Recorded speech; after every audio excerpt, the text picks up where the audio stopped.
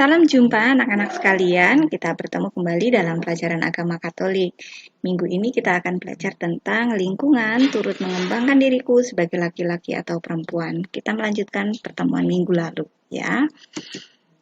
Setiap hari kita dihadapkan pada kebiasaan-kebiasaan. Mungkin di antara kebiasaan yang kita sering jumpai dalam kehidupan sehari-hari, ada kebiasaan yang baik, ada juga kebiasaan yang buruk. Orang-orang yang ada di sekitar kita banyak memberikan pengaruh, baik pengaruh negatif maupun positif, ya. Siapa saja mereka? Biasanya mereka adalah orang-orang terdekat kita, keluarga, tetangga, sanak saudara, teman, guru, bisa jadi, ya. Lalu apa pengaruh positif atau hal-hal baik yang kalian dapat dari mereka? Pasti banyak, ya.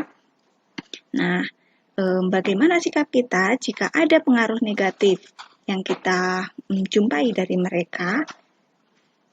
Miss Desi akan mengajak kalian untuk sedikit demi sedikit mempelajari hal ini, ya.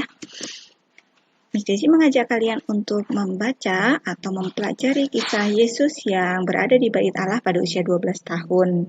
Kalian juga bisa lihat dari buku cetak atau kitab suci. Tiap-tiap tahun orang tua Yesus pergi ke Yerusalem untuk merayakan Paskah. Ketika Yesus berumur 12 tahun, mereka pergi ke Yerusalem seperti biasanya, ya, setiap tahun.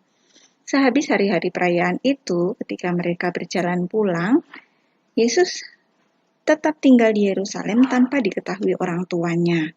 Karena mereka menyangka bahwa Yesus pulang bersama teman seperjalanan, mereka berjalan sehari perjalanan jauhnya, lalu mencari dia di antara kaum keluarga dan kenalan mereka. Karena mereka tidak menemukan dia, tidak menemukan Yesus maksudnya, kembalilah mereka ke Yerusalem sambil terus mencari dia. Sesudah 3 hari, mereka menemukan dia dalam bait Allah. Ia sedang duduk di tengah-tengah alim ulama sambil mendengarkan mereka dan mengajukan pertanyaan-pertanyaan kepada mereka. Dan semua orang yang mendengar dia sangat heran akan kecerdasannya dan segala jawab yang diberikannya. Ketika orang tuanya melihat dia, tercenganglah mereka. Lalu kata ibunya kepadanya, "Nak, mengapakah engkau berbuat demikian terhadap kami? Bapamu dan aku cemas mencari engkau." Jawabnya kepada mereka, "Mengapa kamu mencari aku? Tidakkah kamu tahu bahwa aku harus berada di dalam rumah Bapakku?" Tetapi mereka tidak mengerti apa yang dikatakannya kepada mereka. Lalu ia pulang bersama-sama mereka ke Nazaret, dan ia tetap hidup dalam asuhan mereka. Dan ibunya menyimpan segala perkara itu di dalam hatinya. Dan Yesus makin bertambah besar dan bertambah hikmatnya dan besarnya. Dan makin dikasihi oleh Allah dan manusia. Nah, itu adalah kisah tentang Yesus yang berada di bait Allah ketika perjalanan pulang ke Nazaret, ya, setelah merayakan Paskah. Nah, seperti yang kita ketahui, ketika Yesus berada di bait Allah bersama dengan para alim ulama, para pemuka agama, tentu yang dibicarakan bukan hanya sekedar hal-hal sederhana, ya. Mereka bertanya jawab tentang kitab suci. Bagaimana Yesus tahu tentang kitab suci? Pasti Yesus banyak belajar. Dari mana Yesus belajar? Pasti diajari oleh orang tuanya. Nah, dari sini kita tahu bahwa Yesus hidup di dalam sebuah keluarga yang memberikan pengaruh baik, memberikan pengaruh positif, dan memberikan lingkungan yang sehat, sehingga Yesus bisa bertumbuh, berkembang menjadi anak yang pintar, cerdas, kemudian bijaksana atau bertambah hikmat. Nah, jadi kita belajar dari keluarga Yesus yang memberikan pengaruh baik untuk Yesus. Nah, sekarang Miss Desi mengajak kalian untuk bertanya jawab, ya, dari isi kitab suci tadi. Apa kebiasaan orang tua Yesus setiap tahun? Merayakan Paskah di kota apa? Di kota Yerusalem, betul sekali. Apa yang dilakukan Yesus di bait Allah? Bertanya jawab dengan pemuka agama atau berdiskusi tentang kitab suci bersama mereka. Apa yang membuat Yesus bertambah besar dan bertambah hikmat? Pasti bimbingan dan juga pengaruh dari orang tua, didikan orang tua, kemudian diberi pengaruh yang positif dari orang tua. Nah, sekarang pertanyaan keempat, apa yang bisa kita pelajari dari kisah Yesus? Nah, kita bisa belajar dari Yesus bahwa Yesus mengembangkan kemampuannya dengan baik dan mengungkapkan itu. Yesus bertanya jawab dengan pemuka agama, berarti Yesus ingin mengembangkan diri dalam hal agama. Yesus bertanya jawab, Yesus menyampaikan apa yang dia ketahui, kemudian bertanya-tanya mungkin jika ada yang tidak dia ketahui kepada para pemuka agama. Dengan demikian, Yesus akan semakin pandai.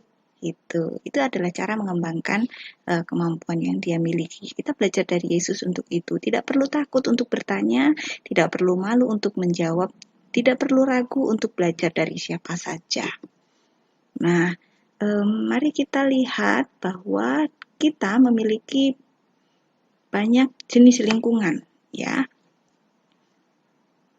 Bahwa lingkungan yang ada di sekitar kita, di sekitar seseorang, itu memiliki pengaruh untuk orang tersebut. Biasanya orang-orang yang tinggal di lingkungan kota, mereka lebih cenderung memiliki sifat yang berani, kemudian terbiasa untuk tepat waktu. Kemudian jika mereka tinggal di daerah pedesaan, biasanya hidup mereka sederhana dan semangat kekeluargaannya tinggi. Mereka suka membantu satu sama lain. Kemudian kalau di lingkungan pantai, biasanya mereka pekerja keras.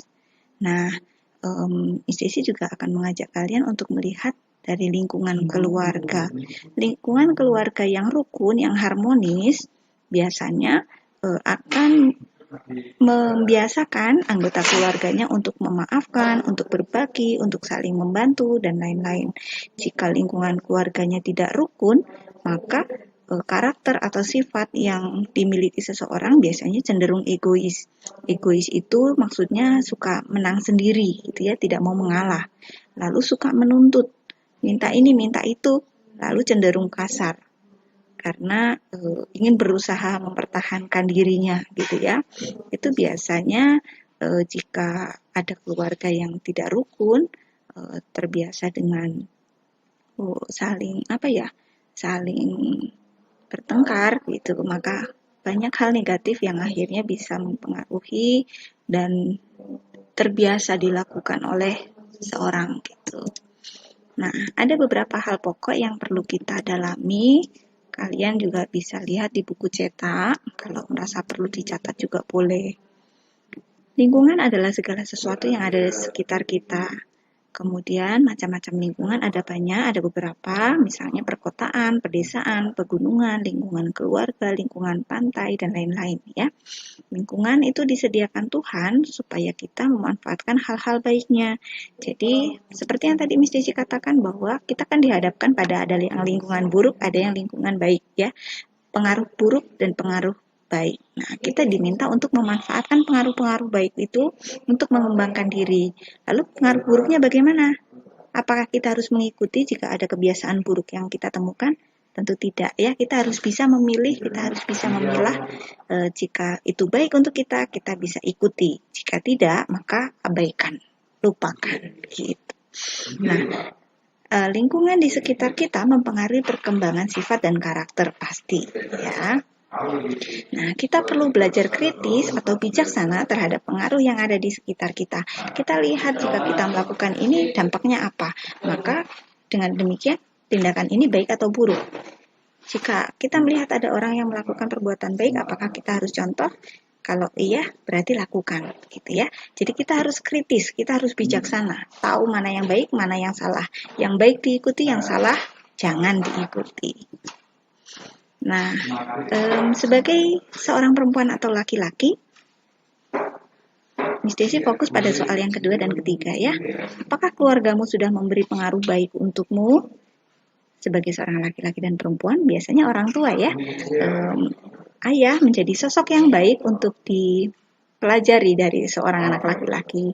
Sementara ibu menjadi sosok yang baik untuk dipelajari dari seorang anak perempuan. Nah, kebiasaan baik apa yang kalian dapatkan dari keluarga? Silahkan kalian refleksikan, ya. Kemudian, nah, mari kita mulai dari sekarang, kita beri tanda centang untuk diri sendiri, mana yang baik untuk dilakukan, dan mana yang tidak baik untuk dilakukan. Mari kita mengembangkan diri mulai dari sekarang, hal-hal yang memang baik, hal-hal yang bersifat positif untuk mengembangkan diri kita, untuk menjadikan kita menjadi pribadi yang lebih baik, menjadi laki-laki dan perempuan yang baik, kita terapkan ya. Selamat mengembangkan diri dengan cara kalian masing-masing. Jangan lupa tetap minta masukan kepada orang-orang terdekat jika kalian melakukan tindakan yang kurang tepat ya. Demikian yang bisa Miss Sisi sampaikan pada pertemuan kali ini. Semoga bermanfaat untuk kita semua. Tuhan Yesus memberkati.